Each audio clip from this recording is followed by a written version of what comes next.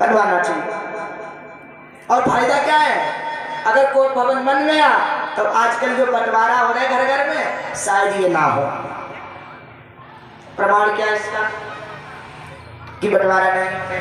मान लो लड़के ने लड़की को पीटा, अपनी पत्नी को पीटा, पीटने के बाद कोई घर नहीं रुकता है, दिमाग खराब हो गया, चलो सही कर आए, बाहर चले गए। अब घर में लड़का तो है नहीं, पत्नी महारानी है, ससुर जी घर के बाहर बैठे चारपाई पर। तब तक ससुर जी के एक मित्र आ गए मिलने वाले, ससुर जी घर के अंदर गए। जब ससुर जी जाएंगे तो बहू घूंघट करेगी। अब घूंघट जब बहू ने कर लिया तो घूंघट के अंदर से ससुर जी को क्या पता बहू रोई रही या गाय रही है। तो बहू ने जब घूंघट कर लिया तो ससुर जी ने आदेश दे दिया, बेटी 2 कप चाय बना दो। अब वो तो रो रही बैठी और ससुर जी कह रहे चाय बना दो। कि चाय मिलेगी ऐसी अवस्था में? नहीं मिलेगी। वो बहू मन में यही सोचेगी, इनको लड़का हमें मारे को बुढ़ऊ चाय मांगा, चाय नहीं मिलेगी। मित्र महोदय भी नहीं चाय पिए चले गए तो बेइज्जती हो गई ससुर जी की। शाम को सास माता उनकी घर आई बहू की, और पतिदेव भी आ गए। अब शाम को पति महाराज भी चाह रहे देवी जी कैसो मान जाए। तो पत्नी महारानी अपने पति से बोली, देखो तुमने हमको पीटा वो कोई बात थोड़ी ना, पर हमें बुखार आ गया था, और तुम्हारे ये पिताजी ना जाने किसे किसे बुला लाते हैं, फिर हमसे कहते हैं चाय बनाओ। और श्रीमान जी तो चाह रहे थे कि देवी जी मान जाएं। तो श्रीमान जी बोले, अच्छा पिताजी की इतनी हिम्मत, तुमसे चाय बनवाते, अभी लो। ये इनकी मीटिंग हुई। अब उधर सासू माता जवानी थी, बूढ़ा माता। तब वो ससुर जी बोले, सुनती हो आज तुम घर ना रहा हो तो बहुटिया ने हमें चाय बनाई कि नहीं दे। तो बूढ़ा माता का एक्शन क्या बोली, अच्छा अब तुम्हें हमारी पहलू पता लगी, अब हमारी कीमत जानी पाए। अरे हम घर में आई हुई तो तुम्हें कोई पानी के नहीं पूछी, लेकिन तुम चिंता न करो, अब तुम्हारे भरे काम है, तुम्हें भूंजे कब आए रहे। लड़के ने अपने पिता से कहा, पिताजी वो ऐसा है हमारा तुम्हारा एक में नहीं बनेगा। पिताजी बोले, हाँ हाँ हम भी नहीं चाहते, हम भी बार बार नहीं कह पाएंगे तुम्हारी बहू से चाय बनाओ और वो चाय बना कर ना दे, हम भी नहीं बर्दाश्त कर सकते, अलग कर लो। जूला अलग, लड़का का अलग, पिताजी का अलग। अब मान लो उस घर में अगर कोप भवन होता तो लड़के ने अपनी बहू को पीटा, बहुटिया सीधे कोप भवन में जाती। ससुर जी चाय बनवाने आते, बहू कहाँ हो, आवाज नहीं आती, कोप भवन में जाते, बिटिया कोप भवन में क्यों लेटी हो? तो वो बताती कि ऐसी ऐसी बात है, तुम्हारे लड़के ने पीटा। तो ससुर जी को जब पता लगता, लड़का घर आता तो ससुर जी लड़के को डांटते, और जब डांटते समाधान हो जाता, बंटवारा नहीं होता। तो कोप भवन जरूरी है कि नहीं? जरूरी है, तो बनवाना। फिर कोप भवन में कई को मंत्रा ने भेजा, गुस्से वाले कमरे में लेट जाओ। मंत्रा की बात सुनकर के कई जाने लगी। तो मंत्रा कहती, ऐसे जाओगी? तो बोली, कैसे जाए? तो कहती, ऐसे मत जाओ। क्या करना होगा? ये नए वस्त्र निकालो, नए आभूषण निकालो, पुराने फटे वस्त्र पहनो। रानी ने कहा, हम महारानी हैं, आभूषण निकाल देंगे, लेकिन पुराने कपड़े हमारे पास है ही नहीं फटे, वो कहाँ से लाएंगे? तो मंत्रा बोली, हमने पहले इस व्यवस्था कर रखी है सब, लाओ तुम्हारे वाले हम पहन ले, हमारे वाले तुम पहन ले। थोड़ी सी देर में रानी से दासी और दासी से रानी। यही समय, समय की कोई परिभाषा नहीं। एक समय श्री कृष्ण भाज गए युद्ध मार्ग, एक समय कंस को पछाड़ो जाए घर में, एक समय रावण ने 10 दिशा जीत रही, एक समय 10 शीश कटे पड़े रणमा, एक समय भारत ने भारत को जीत लियो, एक समय भिल्लन ने लूट लियो बनमा। मानुष की गिनती कहाँ लो बखान करो, सूरज के 3 पन होत एक दिन में। समय की कोई परिभाषा नहीं। आज मंत्रा की बात मानकर कि कई कोप भवन में जाते हैं, और रूप कैसा है? कर दिए बस्त सब तार तार, लटके मोती जंजाल हुए।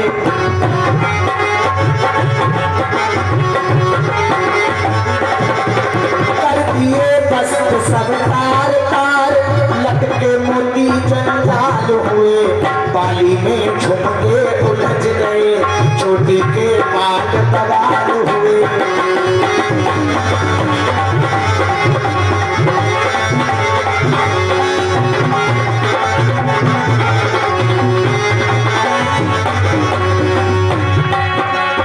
लाल मांग अब आंखों में, काजल में काले काल किए।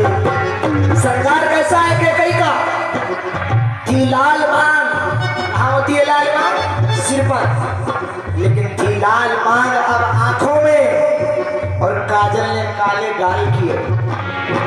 और श्रृंगार कान पर तेल पड़ा, कंघी में दांत निकाल दिए।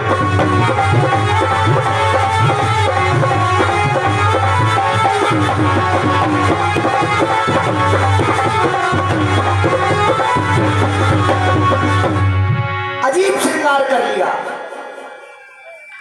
और कोप भवन में लेटे। उधर फूले फूले सांझ को आए दशरथ राव, केकेई को देखकर बोले सरल स्वभाव।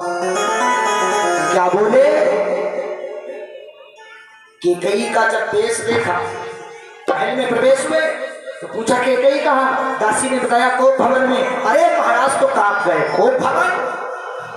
कल हमारे बेटे का राज तिलक और महारानी कोप भवन में। वो दशरथ कांप गए जिसके नाम से बड़े बड़े राक्षस कांप जाते थे। स्वयं देवताओं के राजा इंद्र जब जिन राक्षसों से हार जाते थे तो दशरथ जी से सहायता मांगने आते थे, और दशरथ का नाम सुनकर वो राक्षस डर जाता था। वो महाराज दशरथ आज पत्नी के गुस्सा होने से कांप गए। और ये बात हम नहीं कह रहे हैं, रामायण में लिखी है। सब नरेश प्रिया पही गया, देखी दशा ऋण दुख भय।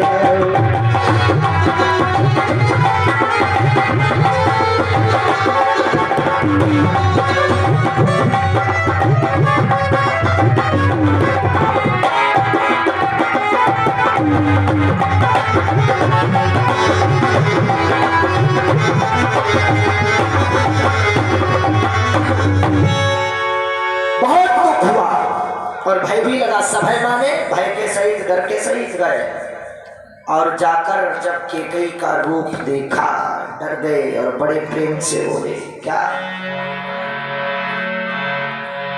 हे प्राण प्रिय है ये क्या? और बोलो तो ढंगा ढंगा।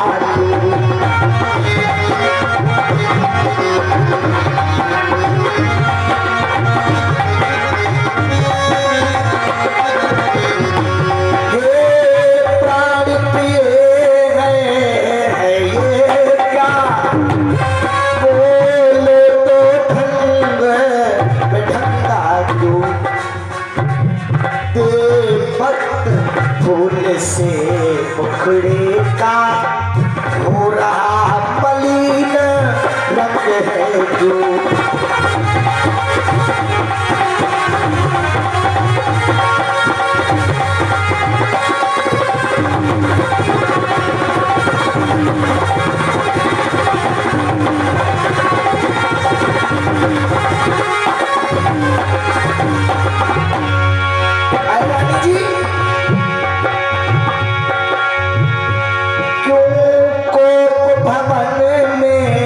बैठी हो जहां भारी तुमको पल पल है, जो तुम्हें प्राण से प्यारा है, जो तुम्हें प्राण से प्यारा है, उसका अभिषेक दिवस कल है।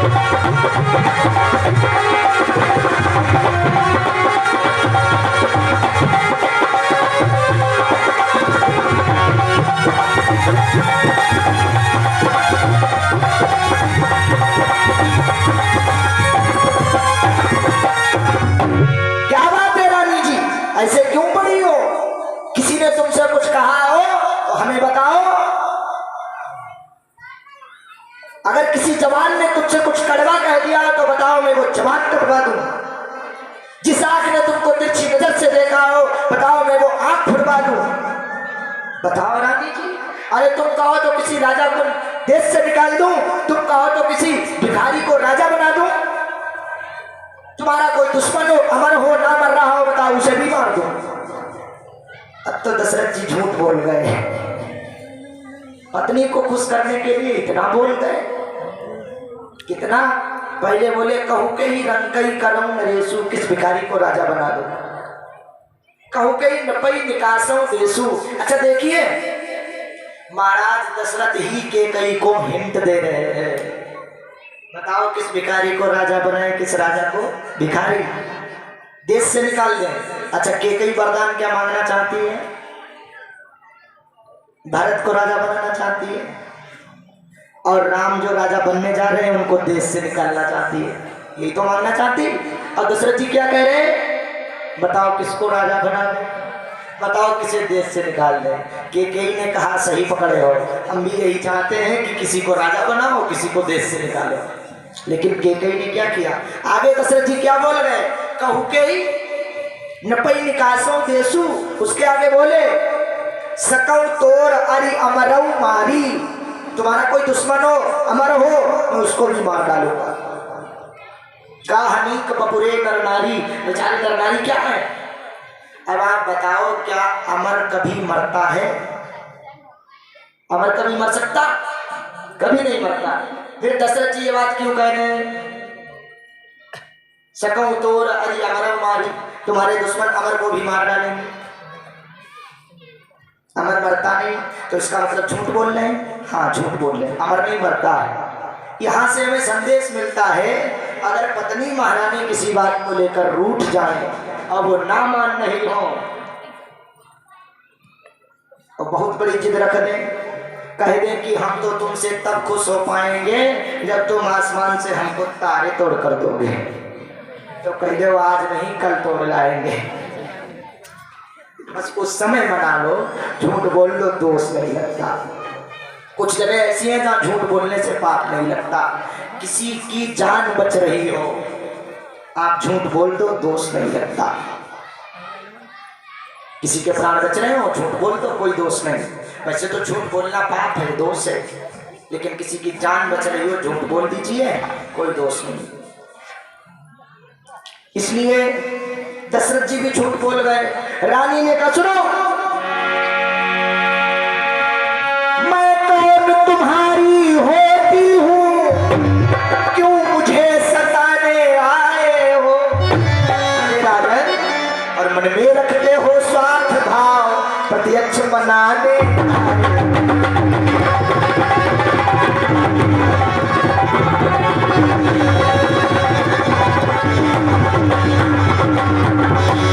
हारमोनियम की थोड़ी आवाज बढ़ा दीजिए। इस जग में कौन हुआ किसका, और सब मुँह देखे की चाहत है। ऐ वही तुम्हारी प्राण प्रिया, कौशल्या जी है वही तुम्हारी प्राण प्रिया, जिससे पूरी अपना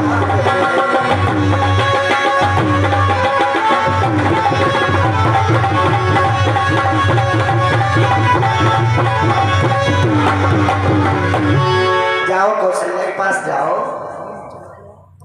अरे हमें मनाने आए हो, ये दिखावा मत करो। महाराज हम जानते हैं तुम कहते हो मांगो रानी, वह जान मांग पर मिटती है। बिन मांगे मोती मिलते हैं, मांगे से भीख न मिलती है। अरे बिना मांगे बहुत कुछ मिल जाता। अच्छा जो मांग शीश पर है, देखिए मांग क्या देती है। बिखरे बालों को मांग सदा हाथों से बंधवा देती है। इसलिए क्या मांगो, और आप कहते रहते हो मांगो मांगो मांगो मांगो, कभी कुछ दिया है? क्या मांगो वैसे? राजा ने कहा रे केकई, कैसी बातें कर रही हो? कभी तुमने कुछ मांगा हमने ना दिया हो, ऐसा तो आज तक नहीं हुआ। तुमने कभी कुछ मांगा ही नहीं। और मैं कह रहा हूं मैं सच्चा रघुवंशी हूं, तुम जो मांगोगी मैं दूंगा। खैर ये सब बातें छोड़ो, आखिर रूठे की वो बताओ। रानी जी कहती हैं रूठे इसीलिए हैं, कब के हमारे दो वरदान भार हैं तुम पर। संक्षिप्त में आपको बताऊं, ये महारानी केकई रणनीति में बड़ी निपुण है। कई युद्धों में महारानी केकई ने महाराज दशरथ का रथ चलाया है। रथ, इनका विवाह भी इसीलिए हुआ था क्योंकि ये दशरथ जी उनको युद्ध करते ही मिले, मतलब बाण धनुष बाण चलाते मिले थे केकई जी को। दशरथ जी एक हिरण को मार रहे थे, शिकार कर रहे थे, और उस हिरण को केकई जी ने बचा लिया। दशरथ जी का बाण काट दिया था। इसी पर मोहित होकर दशरथ जी का बाण काटने वाला ऐसा वैसा धनुर्धर नहीं हो सकता, बहुत बड़ा धनुर्धर होगा। इसीलिए दशरथ जी को महारानी केकई प्रिय लग गई। इसी कारणवश इनका विवाह हुआ था। सुमंत को भेजकर महारानी केकई के पिता से स्वयं दशरथ जी ने विवाह के लिए कहलवाया था।